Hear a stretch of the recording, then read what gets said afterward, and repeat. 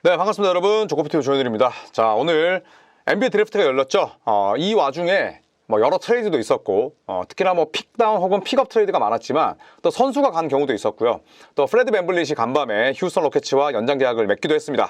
자, 피닉스와 샬럿 그리고 휴스턴, 자, 이렇게 세 팀에 대한 소식들을 한번 살펴보도록 하겠습니다. 자, 피닉스는 과감했고 휴스턴은 영리했습니다. 일단 피닉스가 LA 레이커스가 거부했던 마크 윌리엄스를 품에 안았습니다. 그리고 샬럿은 그 대가로 바실리의 미치치가 다시 샬럿으로 갔고요. 그리고 1라운드 픽 2장 25년과 29년 픽을 줬습니다. 일단 마크 윌리엄스 같은 경우에는 피닉스 선즈의 아주 가려운 부분인 빅맨 포지션을 긁어줄 수 있는 자원이죠. 자, 피닉스가 물론 이번 드래프트 1라운드 10순위로 카만 말로아치를 데려오긴 했어요. 말로아치는 듀크 대학 출신으로서 윙스팬이 무려 2m 31cm짜리 빅맨입니다. 하지만 또 당장 82경기 풀게임을 다 뛰기는 어렵고요. 그리고 메이슨 플럼리는 어차피 팀을 떠날 것이 뭐 자명했었고, 볼볼은 뭐 실력을 떠나서 이 친구는 빅이 아니라 윙에 가깝기 때문에 어떤 식으로든 5번 포지션은 필요했어요. 닉 리차즈가 있긴 했지만. 그래서 이 피닉스와 샬럿은 2025년에만 무려 벌써 세 번째 트레이드를 단행했습니다. 자, 첫 번째는 1월에 있었어요.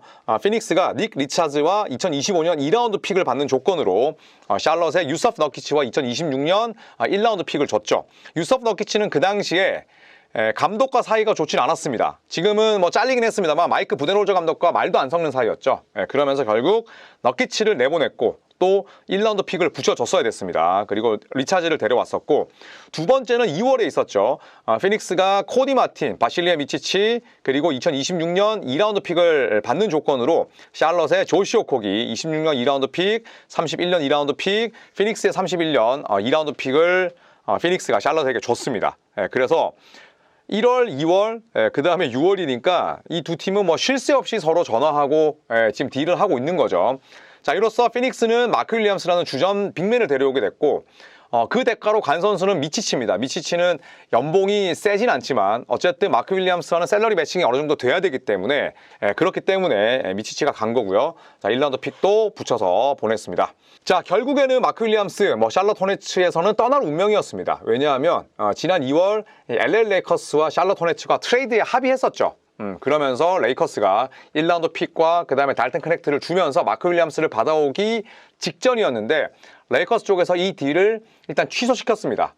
표면적인 이유는 마크 윌리엄스에 대한 의문점, 특히나 건강에 대한 의문부호가 많이 붙었기 때문에 트레이드를 합의를 했다가 이건 우리 못하겠다, 딜을 파토냈어요. 파토낼 수 있습니다. 그래서 이때 제일 애매했던 선수가 달튼 커넥트와 마크 윌리엄스죠.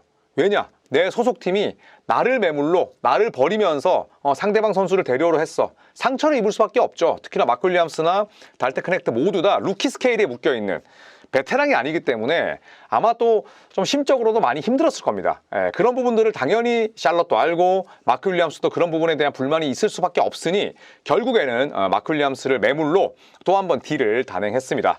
자, 마크 윌리엄스는 NBA 통산 106경기를 뛰면서 23.7분, 그리고 12.3득점, 8.8 리바운드, 1.4 어시스트, 블락샷은 1.1개였습니다. 자, 야투 62.2%인데 지난 시즌 마크 윌리엄스를 보신 분들은 아시겠지만 슛터치가 은근히 괜찮아요. 특히 자유투 던질 때는 상당히 본인의 포지션이나 혹은 외모와는 좀 다르게 굉장히 섬세한 맛이 있네. 외모는 진짜 잡자마자 진짜 공을 쥐어뜯듯이 덩크 찍고 그다음에 골 밑에서 터프한 움직임을 가져갈 것 같지만 슛터치는 괜찮습니다. 자, 다만 이 선수의 문제가 있다면 결국 내구성이죠.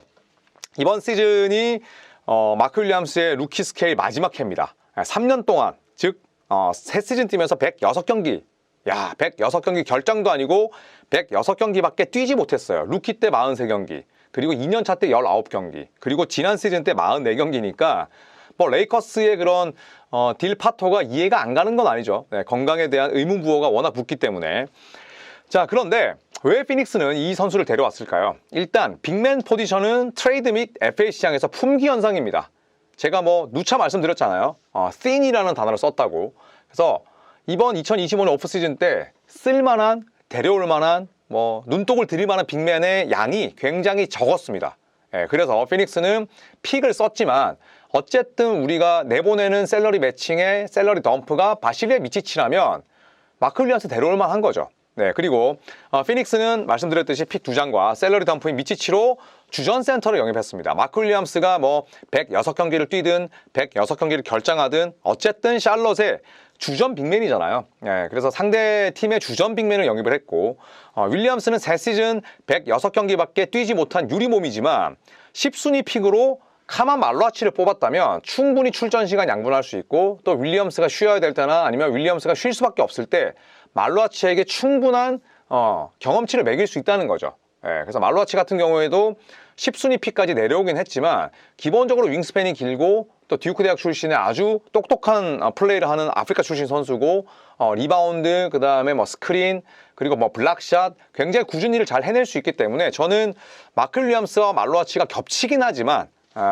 말로아치의 그런 부족한 경험, 그 다음에 마크 윌리엄스의 부족한 출장 능력 이런 것들을 감안했을 때 서로 상호 보완할 수 있지 않을까 개인적으로 생각을 합니다. 자, 그렇다면 닉 리차즈는 어떻게 될까요? 일단 윌리엄스에 앞서서 지난 시즌 도중에 트레이드를 통해서 피닉스 유니폼을 입었습니다. 그리고 리차즈는 피닉스 이적 이후에 36경기 뛰는 동안 9.5득점, 8.6 리바운드, 필드골 60.5%를 기록을 했어요.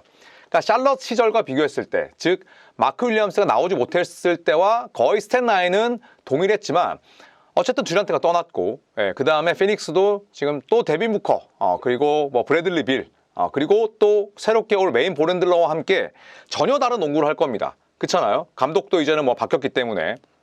자, 그런 측면에서 리차즈를 어떻게 활용을 할 것인가. 말로아치, 리차즈, 마크 윌리엄스면 좀 많지 않나 이런 생각이 들었는데 일단 보도된 바에 따르면 마크 윌리엄스가 피닉스로 이적하면서 기존 주전 빅맨이었던 리차즈는 이적 가능성이 높아졌습니다. 그러니까 굉장히 뭐 얄궂은 운명이죠. 마크 윌리엄스 백업하다가 내가 주가를 높여서 피닉스의 주전 센터가 됐는데 나의 원래 주전 센터였던, 내가 속해 있던 팀의 원래 주전 센터가 다시 오게 됐으니 리차즈가 또 불만을 가질 수도 있는 거죠.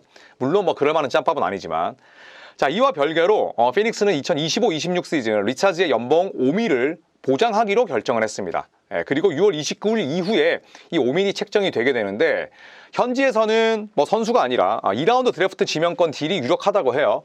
그래서 리차즈는 어차피 잉여가 됐으니 이걸로 드래프트 픽을 가져오려는 심산이다. 이런 보도가 있었습니다. 자, 윌리엄스와 마찬가지로 리차즈 역시 뭐 내구성은 좋지 못한 편이죠. 5시즌 동안 257경기 출전을 했는데 한 시즌 평균 30경기 이상 쉬었습니다. 그러니까 평균 뭐 한 51경기, 52경기 뛰는 거예요.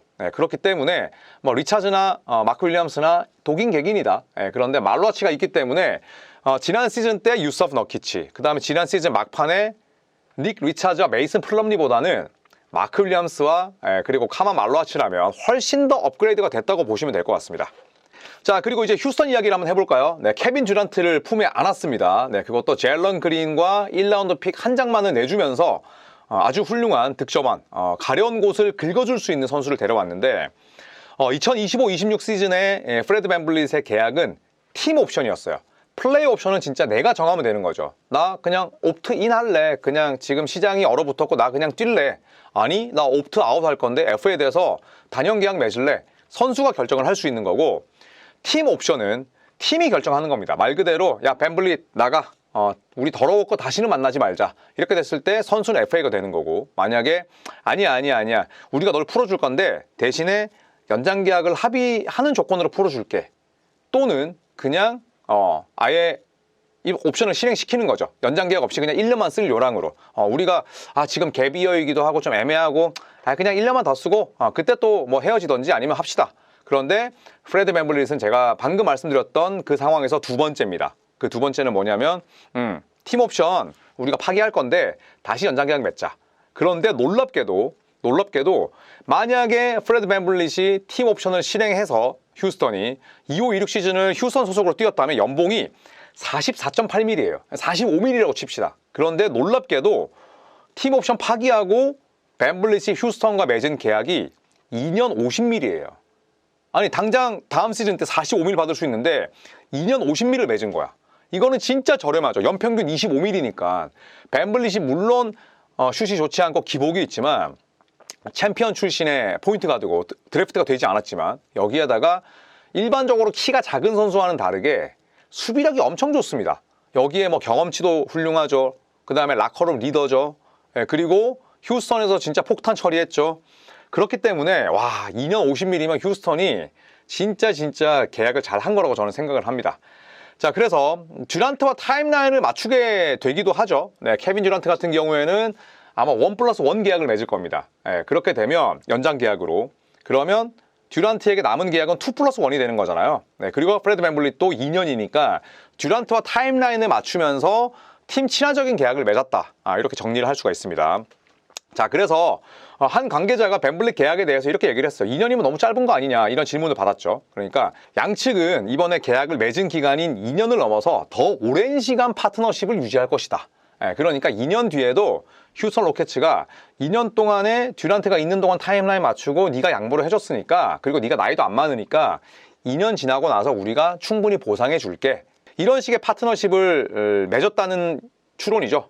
그렇기 때문에 저는 이 밴블릿과 휴스턴이 서로 특히나 밴블릿과 우도카 감독은 너무너무 서로를 믿고 신뢰하고는 아주 막역한 관계입니다. 나란히 드래프트 되지 않은 NBA 선수 출신이기도 하고요. 또 우도카와 밴블릿 모두 다 드래프트가 되지 않았는데 NBA에서 살아남은 이유는 수비 때문이었거든요. 그래서 굉장히 이 둘 사이에는 동질감과 또 아주 비슷한 농구에 대한 철학이 있습니다. 그런 부분 때문에 밴블릿이 지금은 소위 말하는 양보, 그 다음에 페이컷을 해줬지만 그 이후에는 무언가 보상이 따를 것이다 라는 뉘앙스다. 이렇게 보시면 될 것 같습니다. 자, 피닉스와 휴스턴 같은 서부 컨퍼런스고요. 적게는 3번, 많게는 4번 만납니다. 이 두 팀이 직접적인 연관은 없지만 어쨌든 오프시즌을 굉장히 과감하게 보내고 있고, 또 서로 또 딜을 단행을 했기 때문에 어떤 식의 또 결말로 이루어질지 함께 지켜보시죠. 자, 제가 작년에도 6월, 7월에 진짜 열심히 찍었더라고요. 네, 올 시즌도 이번 오프시즌 열심히 달릴 테니까요. 여러분 구독 꽉 눌러주시고 이제 15만까지 600명 정도 남았으니까 여러분의 도움이 절대적으로 필요합니다. 감사합니다. 고맙습니다.